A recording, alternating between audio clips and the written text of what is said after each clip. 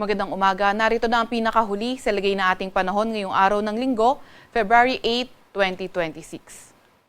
Narito ang ating pinakahuling satellite image kung saan nakikita nga natin yung linya ng kaulapan sa loob ng ating Philippine Area of Responsibility. Ito ang tinatawag nating shear line. Ito ang salubungan ng hangin, ng malamig na hangin galing northeast at mainit na hangin galing silangan. Nakikita nga natin itong shear line na posibleng magdala ng mga paulan, mostly sa areas ng Southern Luzon at ilang bahagi ng Visayas ngayong araw.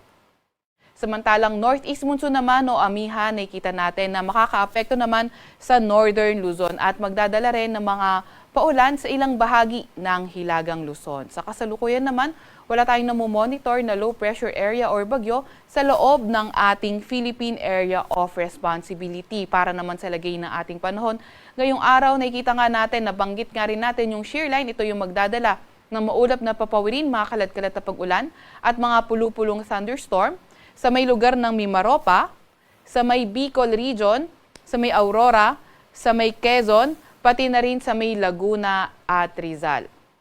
Samantalang northeast monsoon o amihan ang magdadala ng maulap na papawirin na may mga pag-ulan sa lugar nga ng Metro Manila, sa may Cagayan Valley, sa may Cordillera Administrative Region, pati na rin sa may Bulacan at Nueva Ecija. Kaya yung ating mga kababayan, lalo na yung mga inuulan ng mga nakaraang araw pa ay pinag-iingat sa mga banta ng pagbaha o hindi kaya pagguho ng lupa. Para naman sa nalalaming bahagi ng Luzon, mas magandang panahon ang inaasahan na may mga tsansa ng mga may hinang pag-ulan. Agwat ng temperatura ngayong araw sa Metro Manila ay 23 to 29 degrees Celsius. Agwat naman ng temperatura ngayong araw sa may Baguio ay 15 to 24 degrees Celsius, 22 to 27 degrees Celsius naman sa may Tagaytay. Agwat ng temperatura sa may Lawag ay 22 to 30 degrees Celsius, 19 to 27 degrees Celsius sa may Tugigaraw at 25 to 29 degrees Celsius naman sa may Legazpi.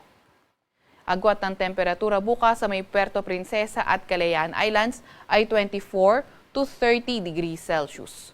Para naman sa lagay ng panahon ngayong araw sa may Visayas at Mindanao area, nakikita nga natin na itong shear line magdadala pa rin ng mga paulan sa may Western Visayas, sa may Northern Samar, pati na rin sa may Eastern Samar.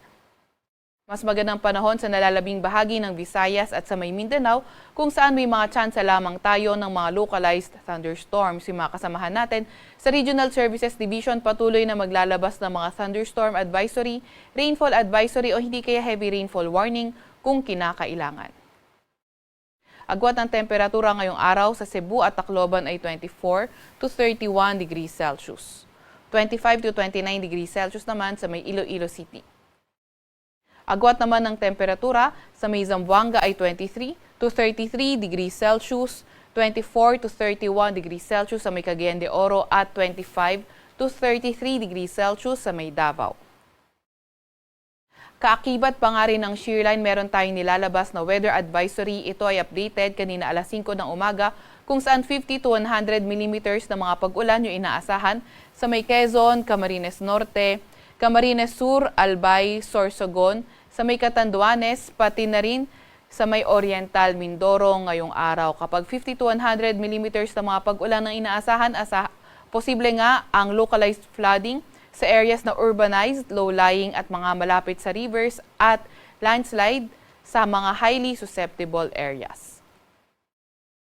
Bukas naman 50 to 100 millimeters rin ang inaasahan sa may Camarines Sur, Albay, Sorsogon, Northern Samar, Eastern Samar, pati na rin sa may Catanduanes.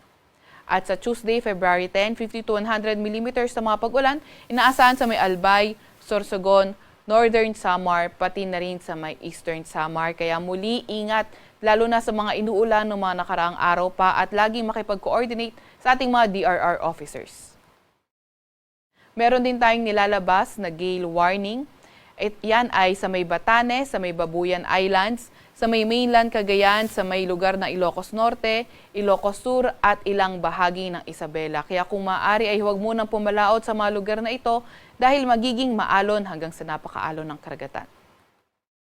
Sa Kalakhang, Maynila ngayong araw, ang araw ay sisikat ng 6:23 ng umaga at lulubog mamayang 5:58 ng hapon.